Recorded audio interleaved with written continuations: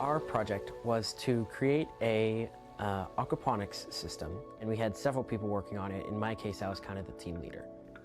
We had to learn how an environmental system in the wild would work and then simulate that with the materials that we were given. The whole creative process kind of went in steps. Two members of my group who are kind of just like the thinkers that would think, what if we could include this? Once those two came up with the ideas, it would go through another person who was kind of like the designer to figure out, oh, how would we make it? And then it would kind of go up to me and say, and I would kind of be like the final decider. I think it's a great thing that students have a choice. So when we do project-based learning, we're allowed to teach ourselves the material in a way that we can understand.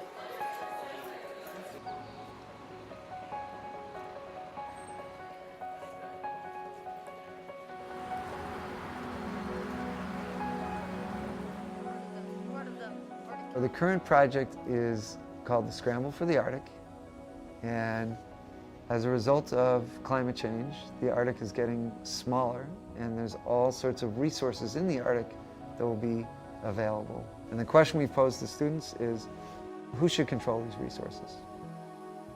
We're arguing about the Northwest Passage, which I know. is there. And then I guess we need that too. This would probably be faster than the actual Panama Canal. It helps us prepare for the future. It gives you like leadership and really good cooperation skills with your group members. I think it's more interesting.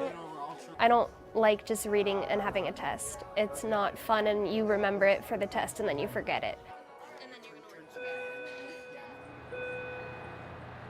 We had someone come in, an actual client come in and choose which one she liked the best. I appreciated how thoughtfully you responded to sort of, the client's needs, my needs. It's not just for your teacher who sees your work all the time, it's for a client who's deciding whether to build it. And so you really strive to do well. When the students know that what they're doing in a classroom has an audience outside the classroom, it really helps them deepen their thinking on it. I think that is pretty authentic in terms of what the future work world holds. I wasn't realizing how much I was learning until the end of it. I'm a better learner when I can actually get my hands on something and do it, and I'll just remember it better because I'll have an experience to attach it with.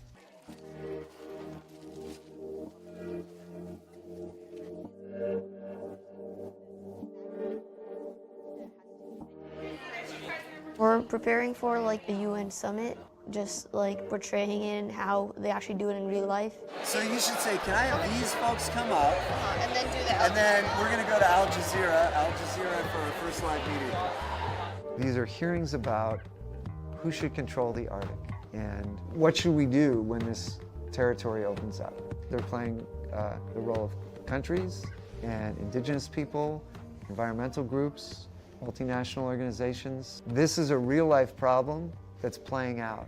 Not only is oil drilling extremely dangerous, but oil recovery is nearly impossible in ice. And this oil will not last for more than 3 years, according to studies of the U.S. Geological Survey. It's about standing up for our environment and families and our future, and I won't give up this fight. Do you understand that if I could have a trade route through the Arctic, my shipping to the U.S. would be cut 2 weeks shorter? So I'm sorry, I will not be supporting that. I was the UN ambassador to China, so I was a big leader and I was totally into it. I feel like if this was to happen in real life, I could potentially change the world.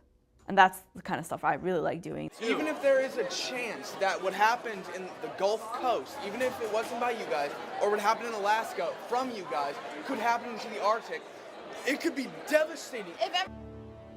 The biochem folks, they grow their own food.